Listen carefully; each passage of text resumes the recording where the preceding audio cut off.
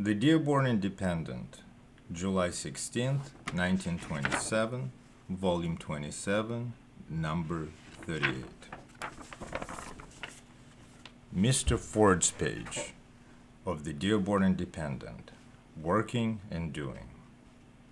By having something to do is usually meant that one has the means of earning a living, but a man's real work is frequently something quite different. He may be mending shoes in order to make a living, but his real work may be in the region of science or literature. Burns plowed the soil for living, but his real work was the writing of undying verse. A man's appointed toil may not be altogether in harmony with his taste, but his taste will show themselves in the work to which he has devoted the best hours of his life. It is through this work that his fellow man will be benefited. The whole secret of successful life is to find out what it is you're destined to do, and then do it. When we speak of what we do, we usually mean what it is we do for a living, what we're doing to do when we are a man. We sometimes ask the children. We all have to work, but most of us have something to do as well. If all that a man has to do is the mechanical operations he performs during working hours, then it would follow that if machinery should be invented to perform that operation for him, he would have nothing to do. We toil because we have to square our debt with the earth. We have to pay for the wealth she lends us and every material thing we use. But what we do with the life that we thus buy. That is the true form of question as to what we do. But there is something besides our toil. There is also our work. Our toil is what we have to do to bear our part of the work of production in which mankind is engaged, and the fruits of which are essential to our well-being. That is our toil. But our work is that which we would all the time which we would do all the time if we could. Happy is the man whose toil and work are one. There are many, however, not so happily situated.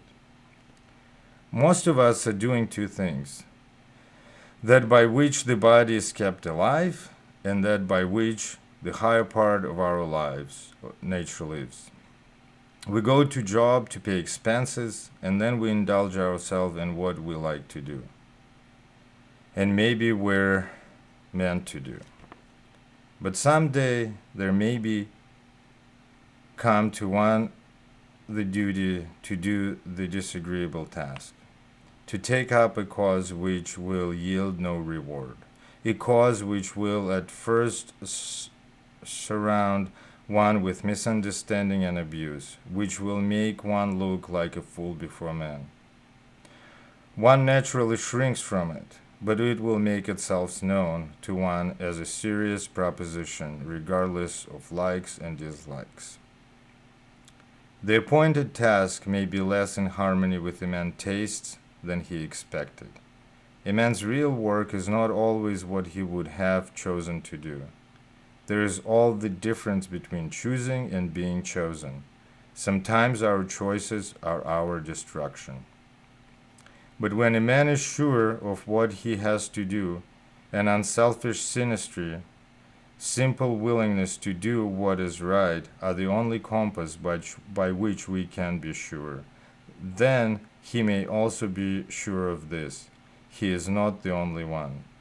Others have been notified and called out too, but maybe not to initiate the work, maybe just to form the silent background, the receptive soil for the effects which your work will bring out.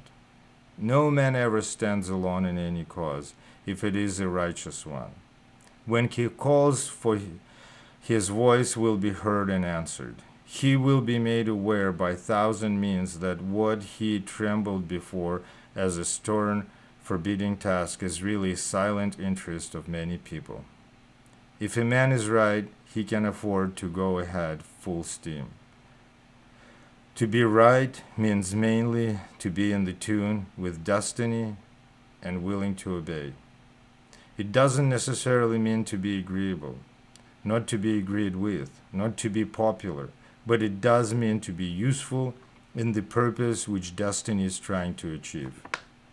If a man is right, he need not fear about standing alone. He is not alone. If he seems to be, it is only a test of the mettle and sincerity. Every idea that is right has many silent adherents. Destiny is kind. It never asks a human being to do anything alone. There is a great deal of nonsense spoken about the lonely heights. They are not lonely, though. They may be silent. The loneliness comes when a man settles within himself whether he is to be a mere form following a conventional routine or whether he is to listen and obey the voice of changeful life. It is lonely for him while he is deciding. If he decides to do what duty bids him, then he is no longer lonely. He comes at once into the fellowship of all liberated souls. The only liberated souls are those dedicated to perpetual obedience. Most of us will never get fame. In a way, this is to be regretted, for if we could get it, we should know how well off we are without it. Most of us will never shine at the captain, leader, or great movements. But the real success and achievement of life is to be one of the foot soldiers of those great silent movements which, like the motion of the sea, keep humanity from stagnation. There was a man whose toil was really that of a cobbler, but whose work was the compilation of a monumental volume on the history of the civilization of the country to which he belonged. At the rear of his store, he mended shoes all day. At the close of the day, he took up the work which was to confer a lasting benefit on the minds of thousands of his fellow men. His book is to this day a standard of reference among students and teachers. He had to do shoes for living. His real work was a task of a lifetime.